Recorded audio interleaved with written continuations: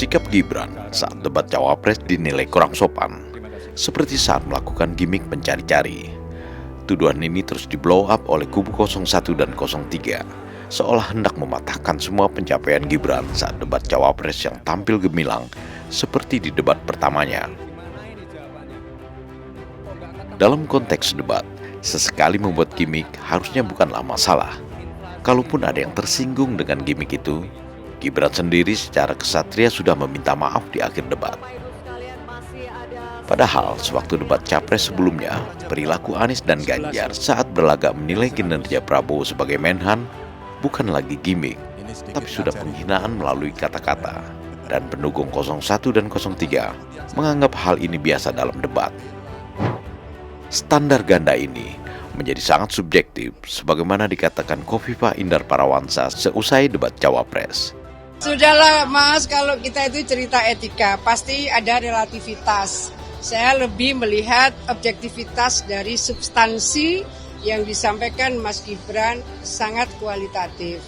Gitu. Ya, begitu ya. Makasih kawan-kawan. Ketua Dewan Pakar TKN Budiman Sujatmiko bahkan menilai apa yang dilakukan Gibran bisa jadi respon atas perilaku Anies dan Ganjar kepada Prabowo saat debat Capres sebelumnya. Saya kebetulan kan bagian dari Dewan Pakar yang ngasih masukan pada isinya ya. Beberapa disampaikan, diartikulasikan, disampaikan dengan bagus apa yang menjadi rekomendasi kita dari Dewan Pakar.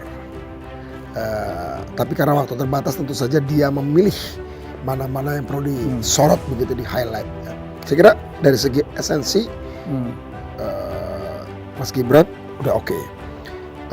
Kemudian pada bagian-bagian terakhir Mas Gibran lagi mau main sensasi kira-kira begitu ya, dengan jok-jok dan segala macam yang tadi disebut sebagai tidak beradab. Agak menarik ya, bahwa orang yang kemarin membenarkan cara Pak Anies dan Pak Ganjar melecehkan Pak Prabowo, hari ini crying for help, menangis minta pertolongan untuk ditolong Pak Mahfud, untuk ditolong Caimin.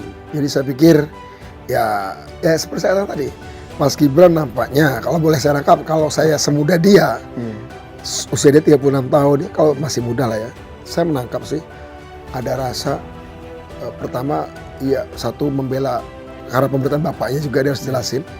Kedua, membela orang yang mempercayai dia untuk sebagai cawapresnya, yang pada debat sebelumnya diperlakukan, dihinakan, gitu, dihinakan, disebut tidak siap debat.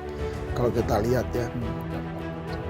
Pada bagian lain wawancara dengan Helmi Yahya, Budiman menyatakan Gibran yang tampil agresif pada debat Cawapres semestinya dilihat juga sebagai sebuah wake up call atau peringatan kepada generasi yang lebih tua bahwa dunia perpolitikan Indonesia sudah akan bergeser dan anak-anak muda pada waktunya akan mengambil alih peran-peran yang lebih besar.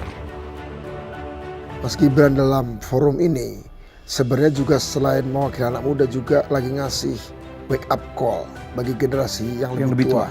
Ya, dunia sudah berubah.